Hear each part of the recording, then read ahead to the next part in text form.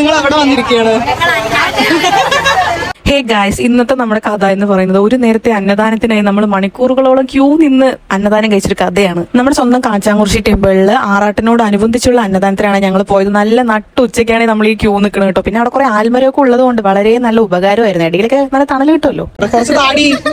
ഈ പൊരി വെയിലത്ത് വാടി നിൽക്കുന്ന ഭക്തജനങ്ങൾക്കായിട്ട് നമുക്ക് വെള്ളമൊക്കെ അവിടെ കൊടുക്കുന്നുണ്ടായിരുന്നു കേട്ടോ. അതും കുറച്ച് കുടിച്ച് നമ്മളങ്ങനെ ഉഷാറായി നിൽക്കുന്നുണ്ട്. പിള്ളേർക്ക് ഇവിടെ തലയിൽ തുണി വിട്ടാണ് നിൽക്കുന്നത്. കിട്ടിയ ഗ്യാപ്പിൽ ഈ കോരുമുട്ടായി കൊണ്ട് നൊസ്റ്റ് അടിച്ച് അത് ഞാൻ 2 പാക്കറ്റ് വാങ്ങിച്ചു. വെയിലുകൊണ്ട് ക്യൂ നിൽക്കാൻ വയ്യാത്തതുകൊണ്ട് ഞാൻ വെറുതെ ഇങ്ങനെ അമ്പലക്കുളത്തിന്റെ ആ സൈഡൊക്കെ പോയി. പിന്നെ ഇവിടെ നിന്ന് നമുക്ക് മലയൊക്കെ കാണാം ഗൈസ്. പിന്നെ ഞാൻ അവിടെ തണലത്ത് മിണ്ടാതെ ഇങ്ങനെ ഇരുന്നു. എന്ത് ചെയ്യാനാണ്, അപ്പുറത്തൊരു കുട്ടി നല്ല ക്യൂട്ടായിട്ട് ഐസ്ക്രീം ഒക്കെ കഴിക്കുന്നുണ്ടായിരുന്നു. എങ്ങനെ സമയം ചെലവഴിക്കാന്നും കരുതി ഞാൻ ആ ക്യൂട്ടിന്റെ അടുത്ത് പോയി കുറച്ച് നേരം കുട്ടീനൊക്കെ എടുത്ത് ഇങ്ങനെ കളിപ്പിച്ചുകൊണ്ടിരുന്നു. അപ്പോഴേക്കും അവിടെ ആരോ തലകറങ്ങി വീണു കേട്ടോ. അത് കണ്ടപ്പോൾ ഞാൻ ടെൻഷനായി.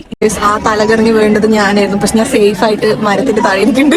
തലകറങ്ങി വീട് ചോറുതായേ. അയ്യോ ഗൈസ്, ഈ ആൾക്കാരൊക്കെ അടിയിൽ കയറാണ്. ഞങ്ങളുടെ ആരും അടിയിൽ കയറ്റുള്ള. ഈ കുഞ്ഞു കുട്ടികളൊക്കെ വേറെ ഏതോ യൂണിവേഴ്സിലാണ് ഗൈസ്. അവരുടെ പാട്ടിന് എൻജോയ് ചെയ്തുകൊണ്ടിരിക്കുന്നുണ്ടായിരുന്നു അവിടെയൊക്കെ. അങ്ങനെ മണിക്കൂറുകളോളം നമ്മുടെ കഠിനാധ്വാനത്തിന് ശേഷം നമ്മളങ്ങനെ ക്യൂവിന്റെ എൻഡിലെത്തി ഗൈസ്. നമുക്ക് ഇനി വേഗം ഫുഡ് കിട്ടും. അവിടെ എത്തിയപ്പോ തന്നെ വല്ലാത്തൊരു ആശ്വാസം. ഇനിയിപ്പോ ഭക്ഷണം കഴിക്കാലോ. ആ കയർ അങ്ങോട്ട് മാറ്റിയത് പിന്നെ ഒന്നും നോക്കിയില്ല. ഒറ്റ ഓട്ടോ ആയിരുന്നു സീറ്റ് കണ്ടുപിടിക്കണ്ടേ. അങ്ങനെ നമുക്ക് നല്ല അടിപൊളി സീറ്റും കിട്ടി, നല്ല ഫുഡും കിട്ടി. ഇത്രയും കഷ്ടപ്പെട്ട് കഴിക്കുന്നത് കൊണ്ട് എന്തോ നല്ല രുചിയായിരുന്നു കേട്ടോ അന്നദാനത്തിന്.